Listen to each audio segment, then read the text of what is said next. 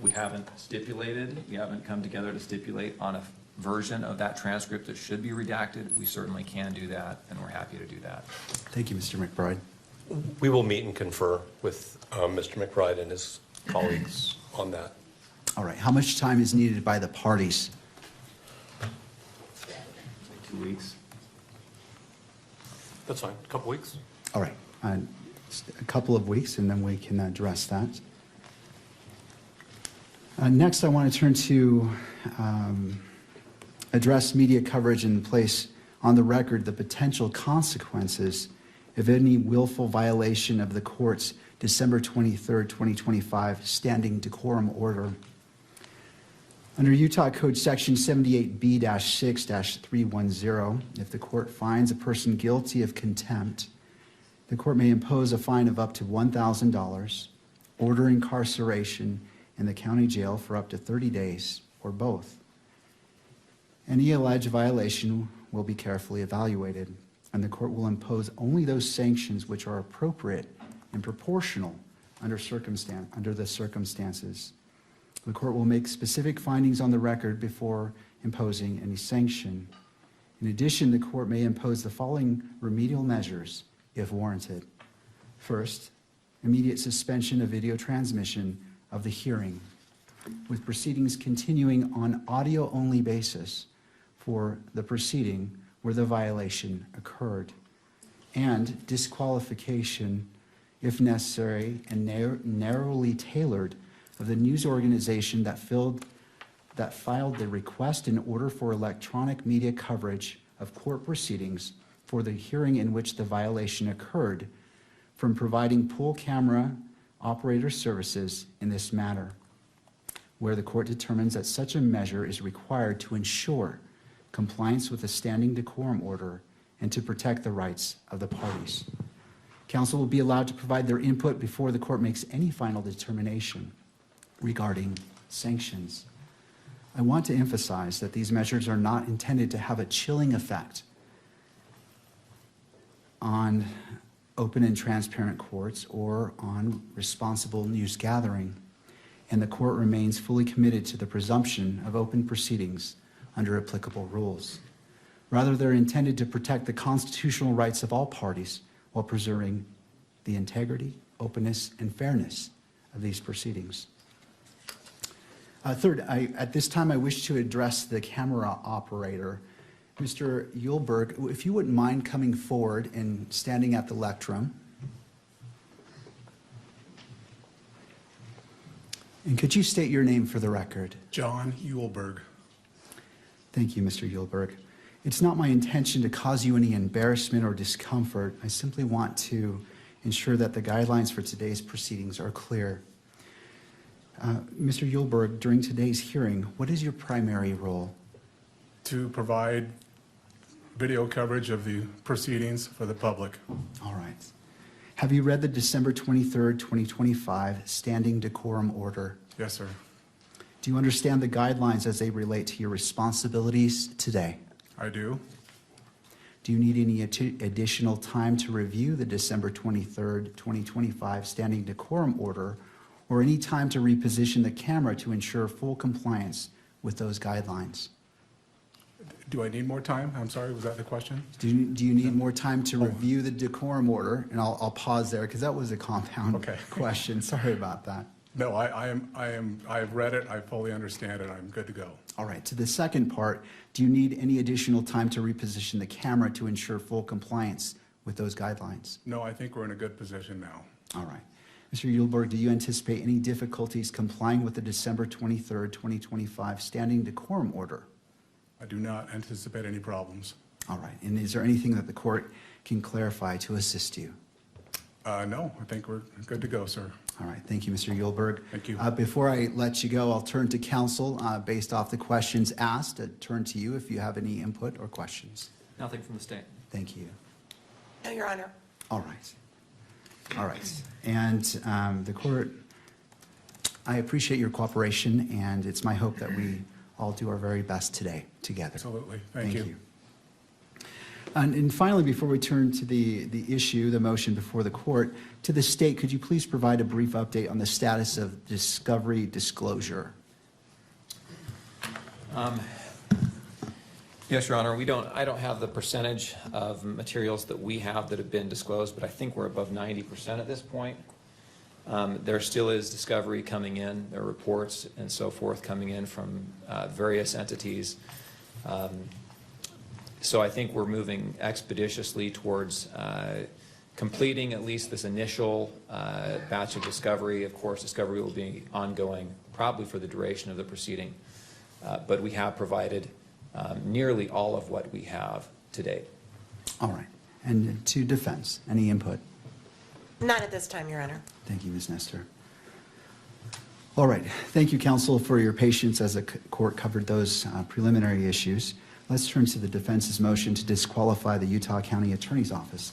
Ms. Nestor, or, sorry, Mr. Novak. That's fine, Your Honor. That's okay.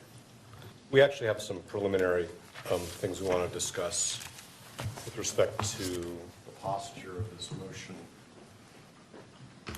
And I also think at some point the court needs to decide at what stage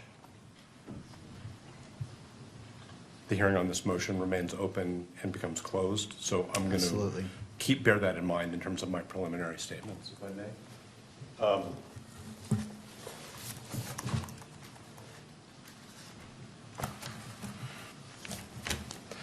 When we filed this motion to disqualify, and when I say we, I mean Mr. Robinson's counsel, we fully expected that what the Utah County attorneys would do is refer the motion to the Attorney General's office so that the Utah County attorneys are not in the position of representing their own interests as potentially conflicted attorneys in a potentially conflicted office, and representing the state's interest in the prosecution. We heard informally from the state's attorneys that they were preparing a response and when it would be provided. And then what we received, and again, I'm bearing in mind that we're in an open hearing at the moment, was a brief where I'm going to say the unsworn representations of two attorneys from that office are basically integrated into points and authorities. We don't have affidavits from Mr. Gray or from the other attorney. We have argument. We noted in our reply that we were surprised, that's in footnote 2 at page 4, that the Utah County attorneys were representing themselves in connection with a motion alleging that they have a conflict of interest and that the state was not being represented through the Attorney General's office. We did some further research on this, and you know, we have some case law that we can provide the court. I suspect that the court is very familiar with the fact, just from its own experience, that in appropriate circumstances, the Attorney General's office can either, one, represent the state in what was a county prosecution with respect to a disqualification motion so that the boundaries are clear, or if there's an ultimate finding or conclusion that there's a conflict of interest, take over the prosecution or assign it to another county. So we're very concerned that we're getting off on the wrong foot, if I can use that metaphor, because we have officers of the court who are both representing their own interests in continuing to be the prosecutors in this case and representing the state in a situation where there should be what I would call, at least temporarily, conflict counsel. I'm not sure that's the term the Attorney General uses, representing the state's interests. There's a Supreme Court decision which is called State v. Jimenez, Jimenez, which I can provide a citation for. There are subsequent cases, but it's pretty clear that this is the type of a case. I'm not saying that Jimenez compels that action, but it seems to me to strongly suggest that where there is a showing, I'm not sure what the threshold showing is. I don't want to say it's a prima facie showing or a reasonable concern, but where there's a showing that there very well may be a conflict of interest that hasn't been handled by a particular state attorney's, county attorney's office, that what's in the interest of the litigation, of the public, of the parties, is for the Attorney General to step in. And the citation for State v. Jimenez, if I may, is 588 P. 2nd 707. Of course, I can provide the court with the Utah citation as well.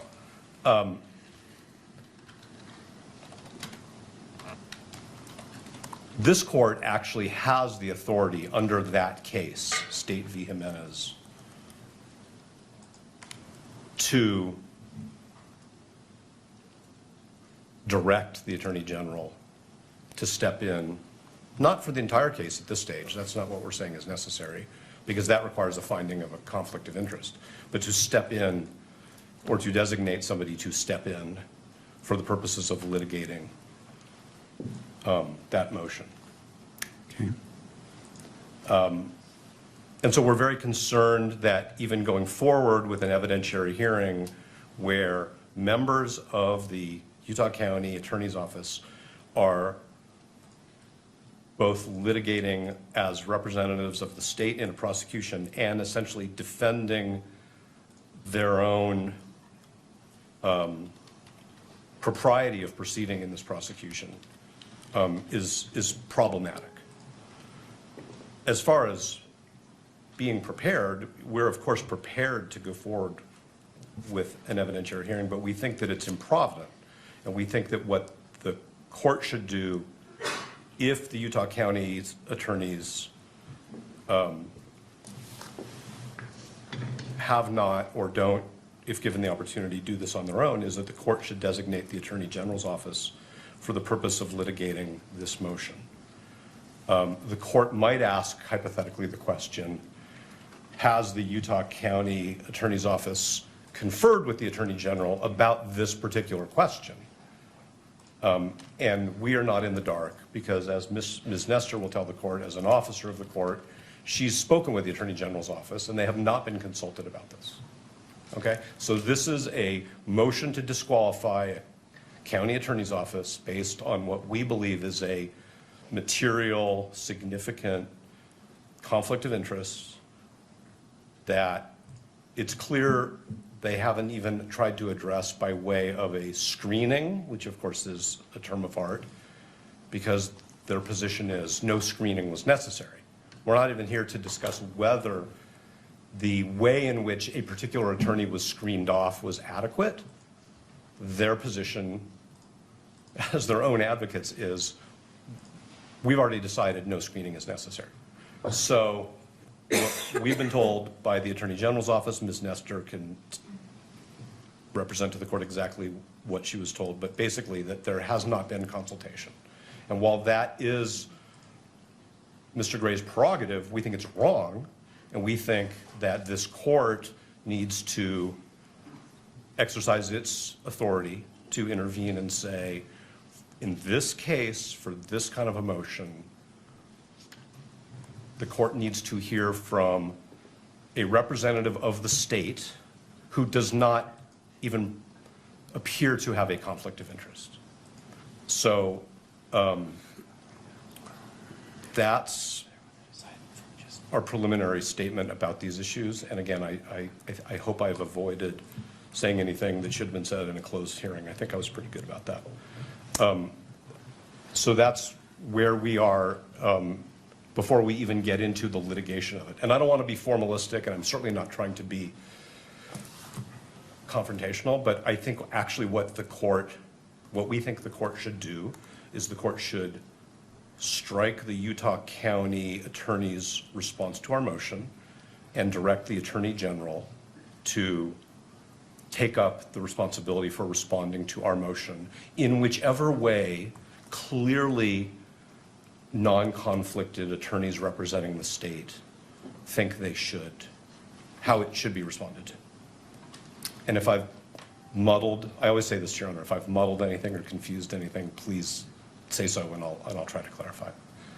Thank you. I do have some questions for you as it relates to this. I wish to consider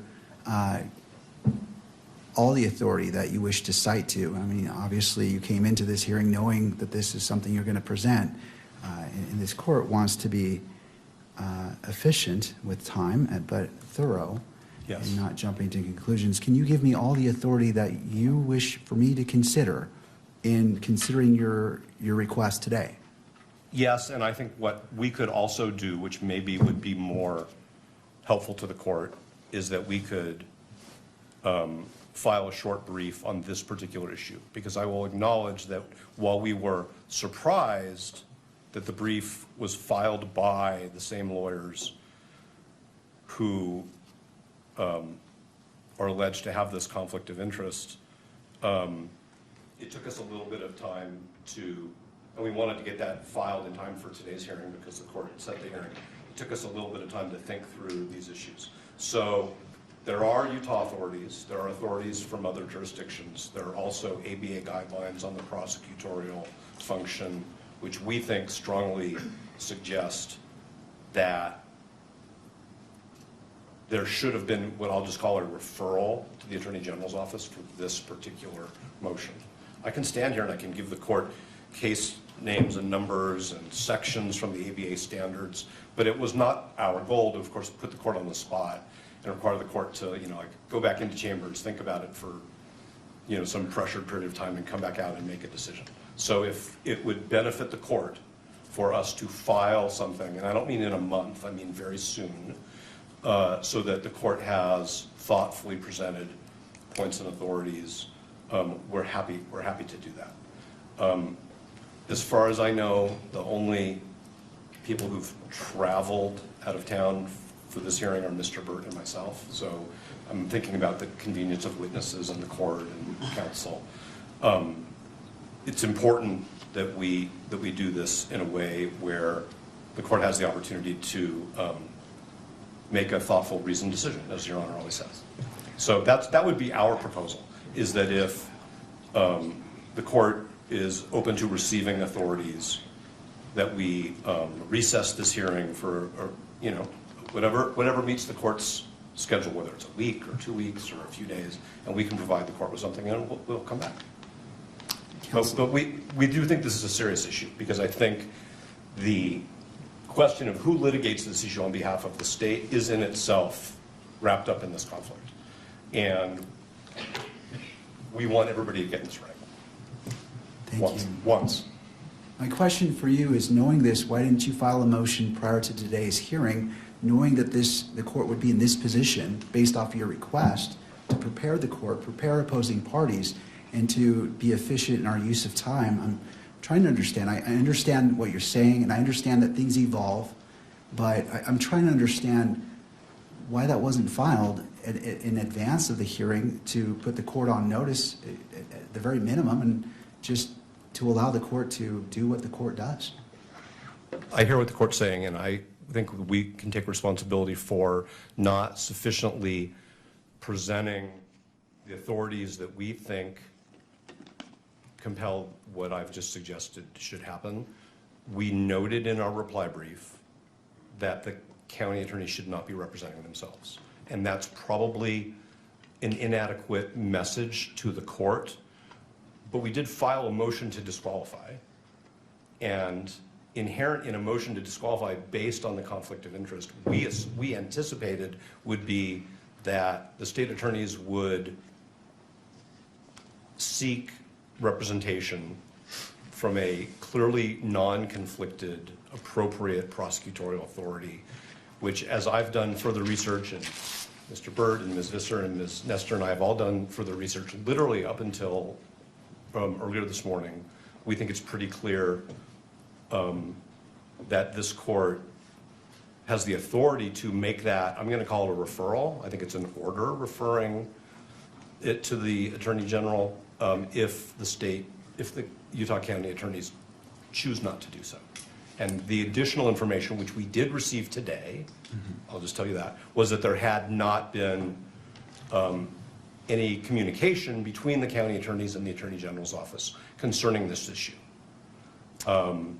So I'll fall on my sword if the court thinks I should be sanctioned for not bringing this up sooner.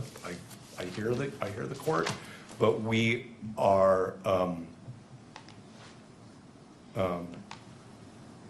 we're juggling many aspects of this case all at the same time, some of which the court is aware of, some of which the court probably is not aware of, but the court can imagine. No, and I appreciate that. It's not the intent to sanction you. I understand that issues come up, and there's a lot going on, and so the court appreciates your candor and representation today. So these items can evolve, and so the court is not finding fault with you. It's just hoping that, as it requires a lot of time and resources for you and for fellow attorneys and for the opposing party and for other parties, we just might want to make sure we make the best use of our time when we're together. I hear everything the court is saying. I take it to heart. I understand what the court's saying, and we are cognizant of the time that the court devotes to preparation for these hearings. So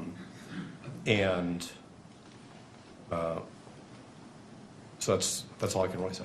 That's right. And also for Mr. Robinson himself and the victim representative, Ms. Kirk as well. We just want to do our best, and I understand, and I'm not finding fault with you, sir, or your team.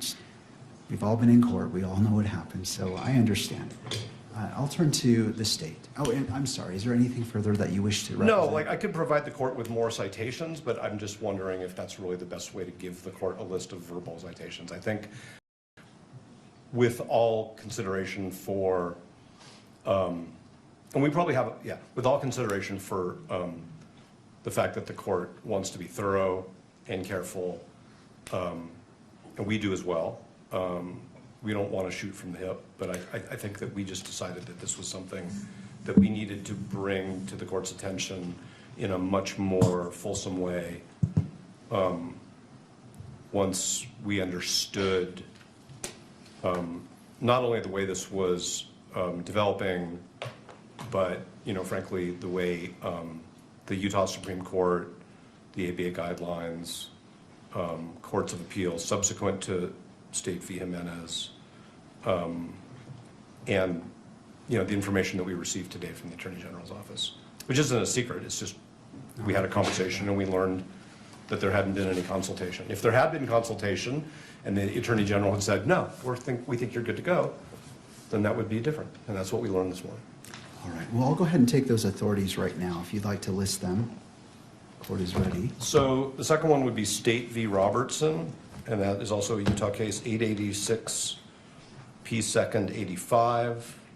There's the ABA prosecution standards. I would refer the court to section 3.1.7 and 3.2.5. And those are, I think, the places to start. Is there any Utah rule on point that addresses this issue? So the case of State v. Jimenez, which I referred to, which is the Supreme Court, does actually cite a statute. Okay.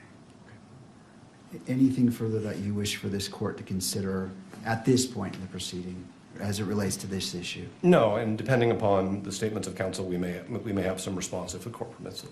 Of course. Thank you. Turning to the state, Mr. Gray.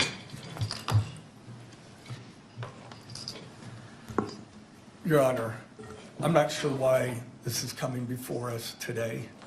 If it was such a surprise to them more than a week ago, I don't know why they wouldn't at least notify the court. I, too, represent the state.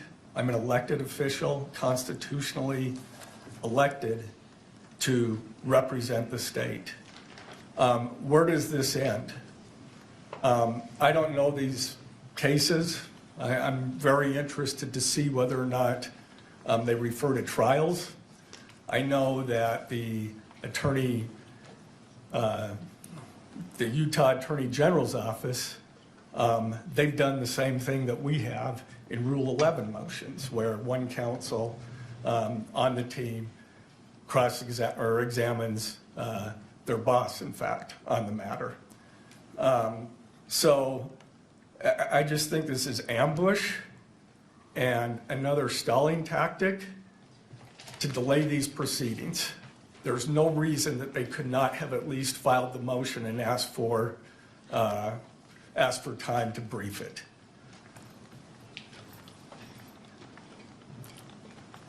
And where does it end?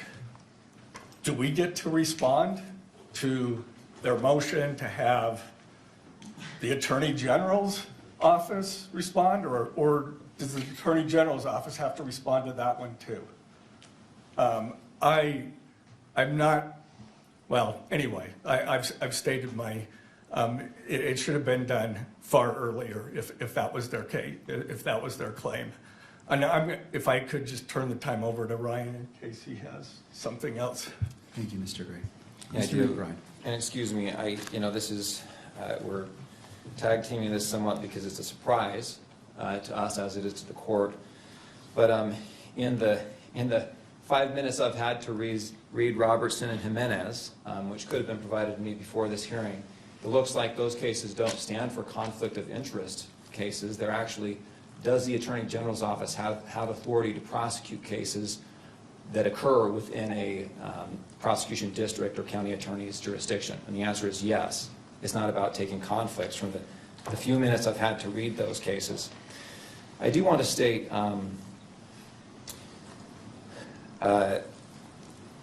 this is, of course, the first time this has been raised to us. The defense has known that we were going to respond to this motion for some time. We requested an extension for our filing deadline back in December. The defense agreed to that extension. Our reply was filed January 5th. The defendant's reply was filed thereafter. And in that reply, the tone of that reply is mentions that they thought that perhaps a special prosecutor would be appointed to handle the conflict case, but in the alternative says we'll be able to, we want to subpoena witnesses to establish the facts that are laid out in the state's opposition motion or memorandum. And that was what we understood was going to happen today. You have a family member of a prosecutor who has been subpoenaed. An affidavit has been supplied to the court. We believe that affidavit is adequate, but it wasn't adequate from the defense perspective, so they subpoenaed that person.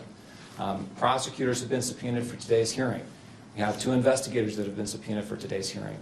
And we are ready to go, Your Honor. I think that the motion or the request the defense has made assumes that a conflict does exist and that there's an inability of the party who has been accused of a conflict to defend themselves. And I just don't think that that's true. If there is a conflict, which is the question that this court is to decide, the case will be referred. Until that conflict has been established, the case is properly in the jurisdiction that has statutory authority over that offense. And until that conflict has been established, the Utah County Attorney's Office has this case and can defend its involvement in this case.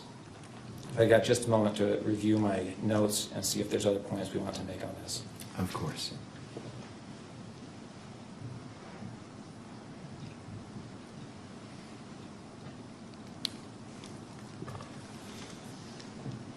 There is one other point I wanted to make, which is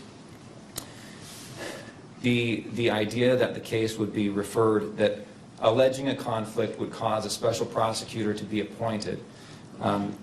That really assumes that there is a conflict, and until that conflict has been established, there is no duty for the case to be referred to another jurisdiction or another special prosecutor to handle. And it raises some of the issues that have been brought up in some of the case law regarding creating or alleging conflicts. There's a lot of case law that talks about how it can be a tactic to try and remove cases from one prosecutor's authority to find a more lenient prosecutor, find a more favorable prosecuting authority that's not going to seek, for example, in this case, the death penalty. And there's a lot of case law that talks about you can't call opposing counsel as a witness in a case unless they're absolutely necessary. And the reason is because it can be a forum shopping effort.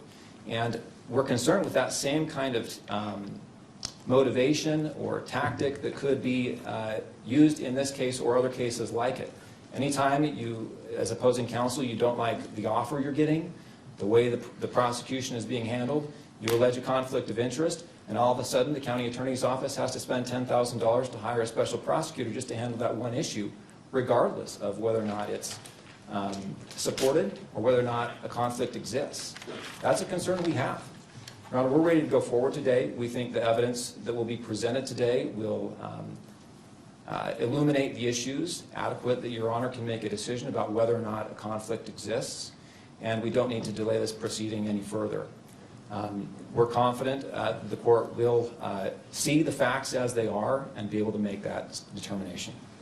Mr. McBride, so the motion has been made by defense to continue this hearing to allow the filing of a motion addressing more fully this issue. And to that request, what is the state's reply?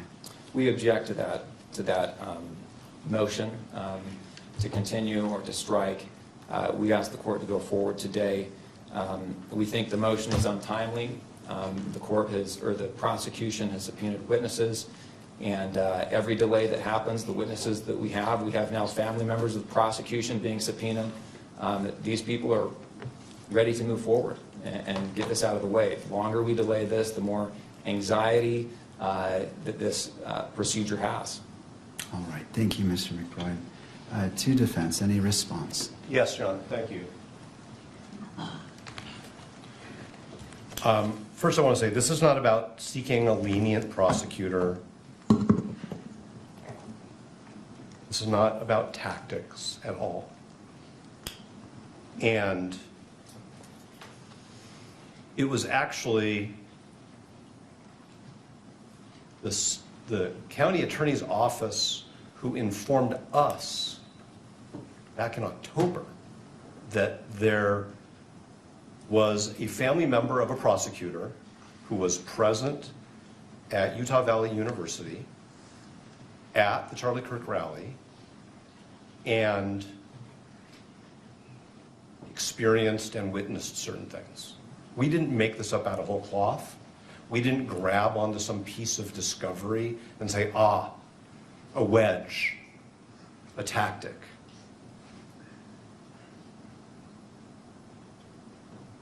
The Utah County Attorney's Office informed us in late October that we needed to know about this, and we informed them, fine, that's your position, it's not a conflict of interest. We think it is, and we intend to litigate it. So it's not a tactic, it's not something that we've made up out of whole cloth because, like I said, we found a needle in a haystack. It's something that they properly brought to our attention, but we firmly believe that the law supports the conclusion that that particular prosecutor should have been screened off. There's good case law on screening, which we did fully cite in our briefs in a timely way, and there was no effort to screen off that prosecutor, and that has now created a problem for the whole office. That is not made up out of whole cloth, and like I said, it's not about tactics or lenience or delay. This isn't delaying anything, at least on our part. The other thing that I want to point out is to say that until this court decides there's a conflict of interest, somebody else shouldn't be handling this issue is circular. Because by that point in time, the court would have already allowed the conflicted attorneys to represent the state in a hearing on their potential conflict. So I actually think the way you avoid that circular argument and the sort of harm that arises if the court were to find that there is a conflict, is to at least temporarily have the Attorney General's office handle this. Yes, Mr. Gray is an elected official, but that doesn't mean that his office doesn't have a conflict of interest. Conflict of interests arise. A judicial officer decides to become a prosecutor. A prosecutor decides to become a judicial officer. That's actually where most of the case law comes from, as Your Honor knows. A defense attorney changes careers and becomes a prosecutor. There has to be a screening. The case law is very clear that the screening has to be adequate. There's been no screening here because Mr. Gray decided we don't think there's a conflict of interest.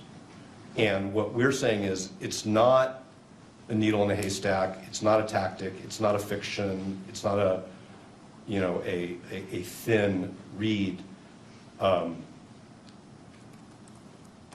evidence that the court has suggests, number one, that there's a very good possibility that as a legal matter there's a conflict of interest. That's why we need to have an evidentiary hearing, because the court doesn't have all the facts.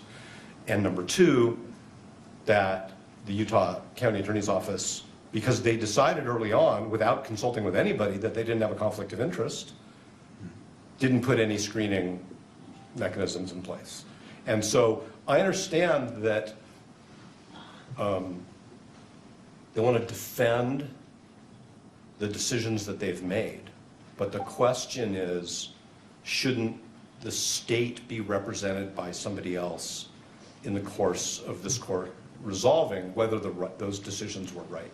Because to quote the law and to quote the ethics, the Utah County Attorney's Office is now serving two masters. I don't like that word, but that's the word in the doctrine. They're representing themselves and they're representing the state of Utah. And that's why the Attorney General or somebody else designated by the Attorney General should be representing them in this matter. And I do want to say one more thing, if I may, Your Honor, and I appreciate the court's patience. I think that the way we raise this issue in our reply brief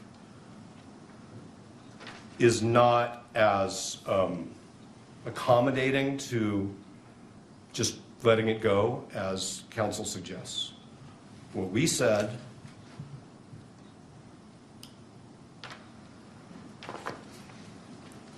is we asked the question is whether it is even appropriate for the UCAO to litigate this issue on its own behalf. While the UCAO may have provided this court with the information that it has deemed relevant to this issue, the scope of the disclosures and litigation of this motion should have been assigned to another state agency, such as the Attorney General. We didn't suggest that this court should appoint a special prosecutor for all purposes, or that the filing of this motion means that the Utah County Attorney's Office is automatically disqualified from the litigation. That's the point of the motion, is whether they had a conflict of interest, and if they did, whether they handled it. And it's our position correctly, and it's our position that the answer is yes and no. So I understand there are witnesses here, people are ready to go. We think that the court should either accept briefing or agree with us that the referral is appropriate. And I want to cite, if I may, the citation by the Supreme Court in Jimenez. So this is 588 P. 2nd. It's 707, but this is at 708. This is the statute quoted by the Supreme Court. If at any time, after investigation by and a finding and a recommendation from the district judge involved, that the county attorney in any county is unable to satisfactorily and adequately perform his duties in prosecuting a criminal case without additional legal assistance, the Attorney General shall provide such assistance. That's very broad. What that means in this case is it's inappropriate for the Utah County Attorney's Office to represent itself when it is also representing the state. And that for this motion, this court has the discretion, we would say, respectfully the obligation, to designate the Attorney General to represent the state, the people of the state of Utah, in this motion. And depending upon how the court rules on the motion, then we have to see what happens next. So is it your position that the court has discretion to make that decision?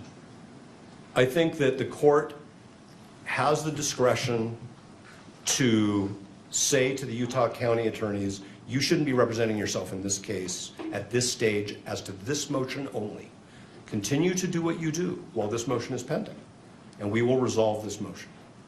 I am not suggesting that they should stop the work that Mr. McBride talked about preparing discovery, having their agents interview witnesses. We want to get this motion resolved in a timely way. It is not a stalling tactic. But I'm not saying, let me be very careful because I don't want to misinterpret the court's question. I'm not saying that whatever this court decides is the right decision because the court has discretion. We believe that the law requires that the county attorney's office be represented by somebody else for this motion. What I'm saying is the legislature gave the court the authority to compel that when the state attorney and the attorney general haven't done anything about that yet.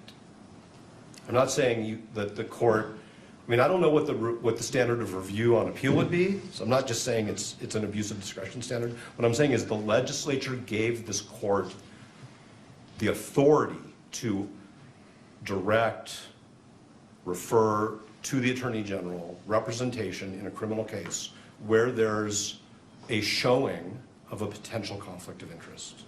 And I've been a criminal litigator, although on this side for a long time, so I understand what counsel's talking about is sometimes defendants come up with questionable grounds and move to disqualify. And I don't think that that's a finding that the court can make in this case. It was actually, as I said before, the Utah County attorneys who were concerned about this enough that they brought it to our attention. We have profound disagreements about the significance of the conflict and the way it was handled. Okay? And otherwise, I think I would be repeating myself if I said anything more without answering a direct question. All right, I just have a brief question. Do you have your witnesses here today? All the witnesses are here. We have no problem as a pragmatic issue going forward. Our witnesses are the subpoenas that we served, which were filed with the court. So to be clear, I don't think the court is inferring this. We're not unable to proceed if that was the court's conclusion. We are prepared, and the witnesses are here. I'm just saying we think that it would be improvident and it could result in errors of law, and it could result in problems down the road. Thank you. Do you need any additional time in regards to your argument to continue this hearing based off the citations that you've provided, the authorities you've provided the court? 1 second.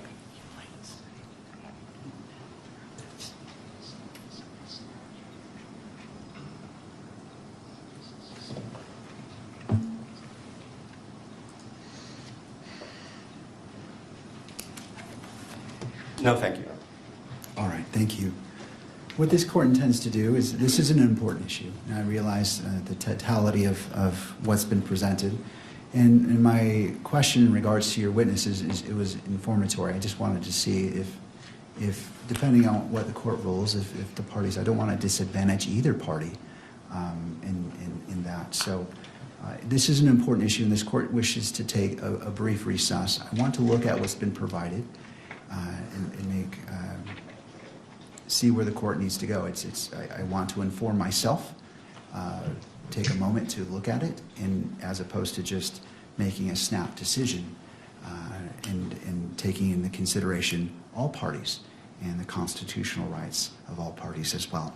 With that, we will be in a brief recess. I always hesitate to give the time because We'll be sometimes I appreciate you being here. Court is in a brief recess. Thank you. All rise.